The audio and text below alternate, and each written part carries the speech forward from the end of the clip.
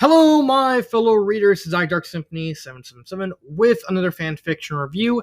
As always, a link to the story will be in the description below. Please like the video, subscribe to the channel, click on that bell for notifications, and leave a comment in the comment section below on your thoughts on the story. And finally, this is my opinion. My opinion is not indicative of everyone in the world, so please respect that.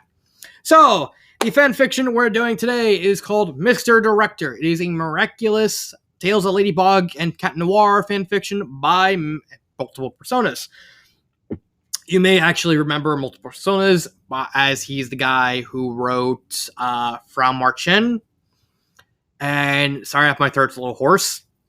I just finished recording the second half of the Mole introspection, and I got another fanfiction to review after this one, so I expect my throat to become a little hoarse. But I actually like this story. I actually think it's fine. But let's actually get into the meat and potatoes, like the plot. So the story starts with the three girls hanging out and just playing around with dolls. However, one of the girls is very silent. She's actually deaf, so she can't really. And because of that, she hasn't really learned how to speak, so she's mainly signing. Basically, how deaf people sign, like Helen Keller, sort of thing. Where Marinette, Ayla talk and say, "Oh, I got you tickets. You can bring Adrian." Like, oh, and we cut to a little film show student film show involving the deaf girl's brother, who made a documentary about deaf people using his own sister. I hate my mom for that. And a bumpkin boy who just basically made a little silly slapstick claymation video. And the claymation video actually wins, with them with all the judges, 5 judges, critiquing the director and him not taking it well. It is a neat meta commentary on some people. They can't really take criticism well. Do a little lesson. He eventually gets akumasized by a great moth and becomes Mr. Director and sets up this whole thing where he keeps trying to capture Miraculous Ladybug. And it's a very short story, so bear with me. It's very short. It's like 18,000 words. Where Mr. Director goes against Ladybug. We get a little hilarious moment where he's getting where she goes into the clothing room. The host is there. The host of the film show is there, singing, dressed as a clown, singing. She saves him. It's like, "I'm here to save you." And goes, "Well, I didn't want to be saved. I was audition. I was basically training, and I was getting his review of this." And he goes, "It's not bad." Later to Ladybug going "Huh? Okay."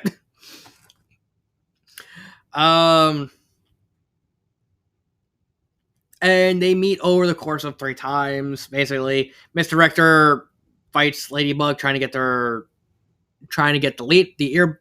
earrings off by also making it a show, like a movie. Like, "I shall make the greatest documentary. Haha, I got these earrings." Though you didn't.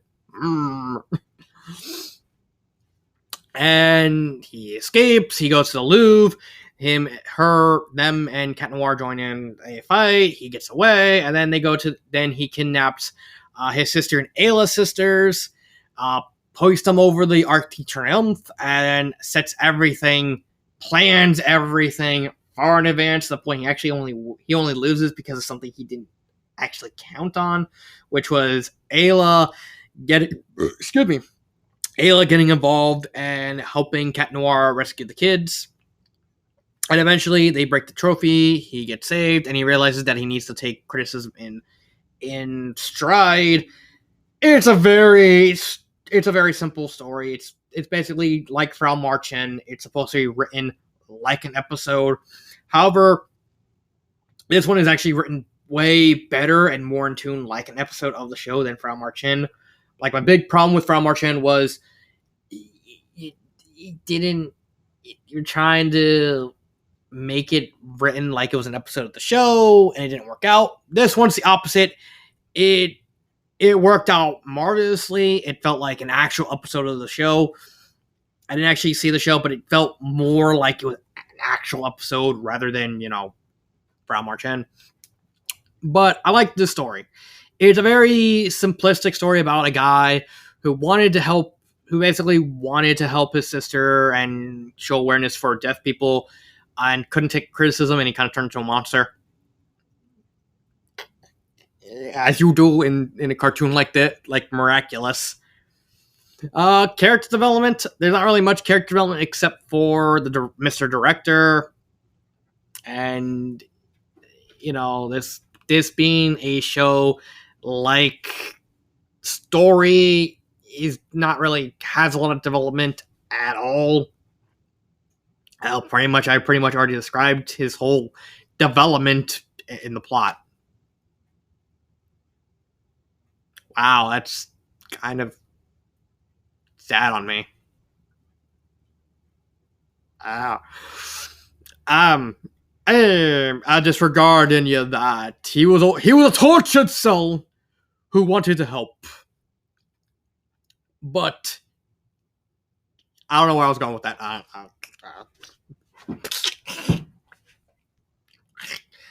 Grammar errors. No grammar errors. None at all. That's fine. I'm struggling with the talk about with this story. Because this is like part of the problem with these. You know what? This is part of the problem with like these types of stories that try to emulate the actual structure of the show. It really, really, even when you do it well, and again, this story did this formula really well, there's just not a lot to talk about because you have to base this on the show it's based off. With From March End, you had a full character arc. It was much longer. It was much more content. While this one is, the only thing that's really going for it is the fact that it perfectly captures the vibe of an episode of the cartoon. But there's not much of a plot outside of guy getting film award thing. Guy didn't take the criticism well. Turned into Akuma. Not from Street Fighter and Akuma. Tries to record him capturing Ladybug. Nearly wins until Ayla shows up, revealing that don't mess with the sisters. And then they go have a little party between them.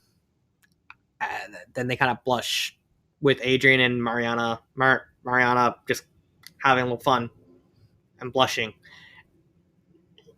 Not much to say. Like I can't really go too into depth because there's just not a lot of depth to it. I guess that's pretty much like the big flaw of these types of stories, because there's just, since you're structuring like story, you have to try and make it short and make it shallow, and there's not enough depth to go into detail. And I guess that kind of levies my only real criticism of the story. I wish it was longer.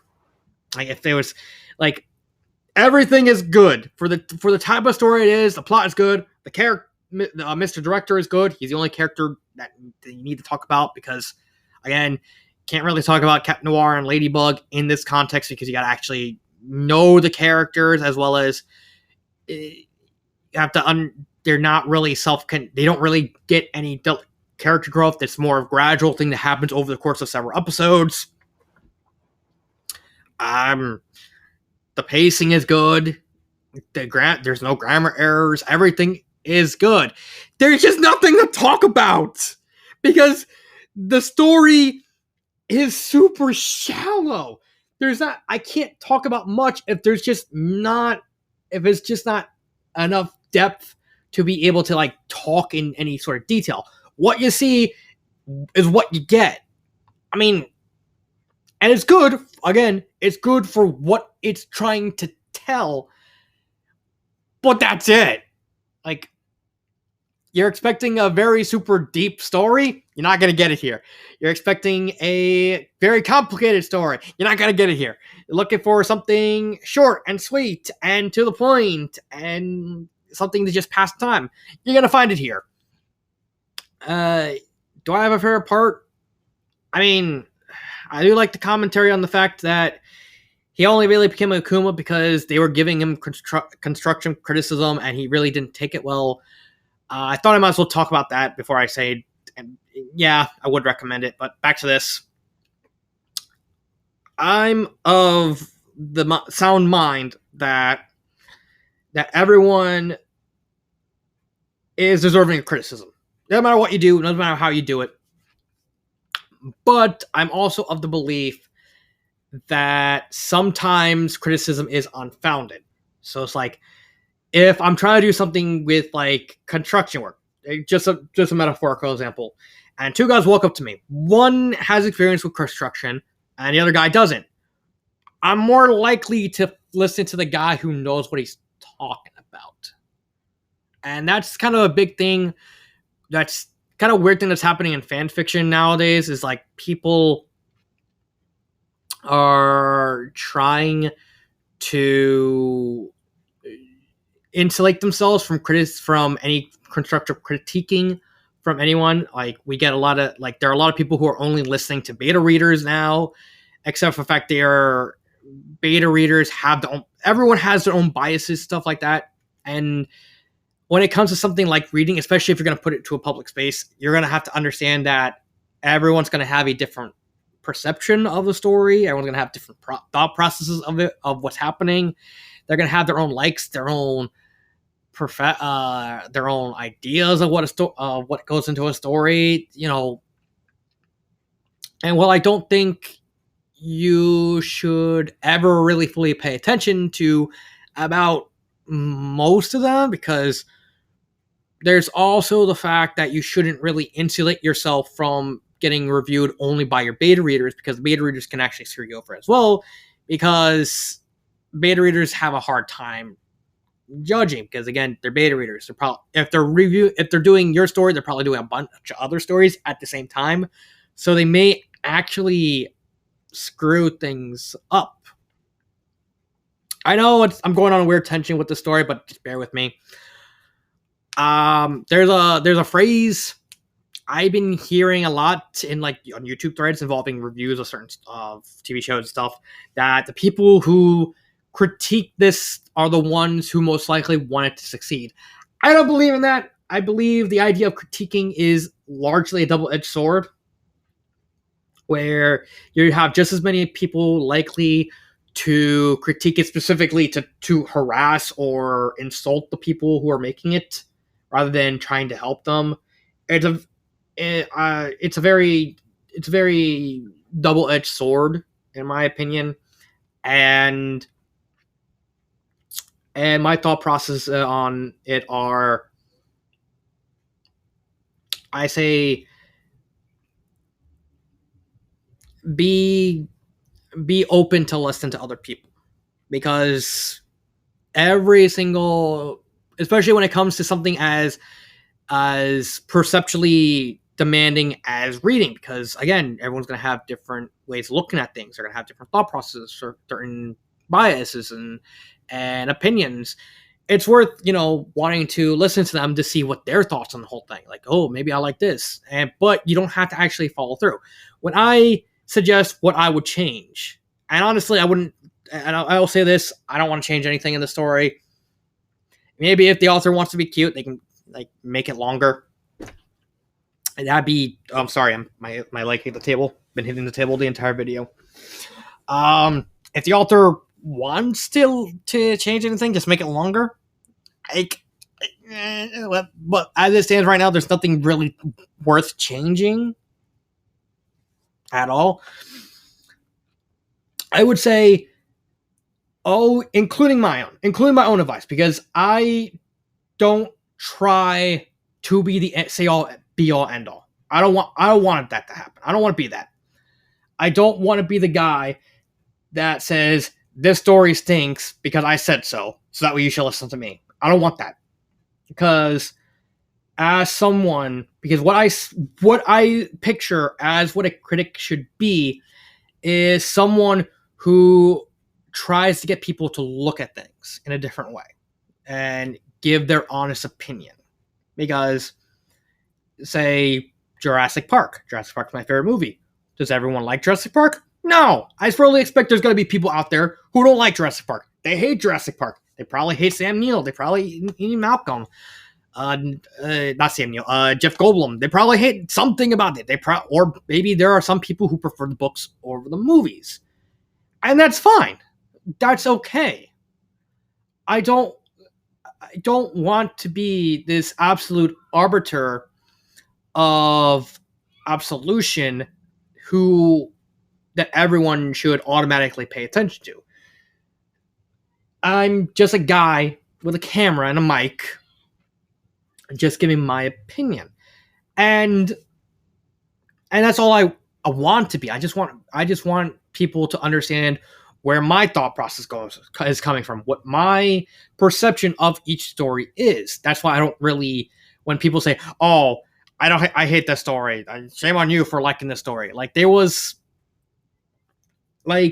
someone who I actually debated with in my Better Off Alone review, and that person didn't particularly like their interpretation of Vivian, and it's like, that's okay. I didn't hate the person, because ultimately that's that person's idea of what Vivian should be, and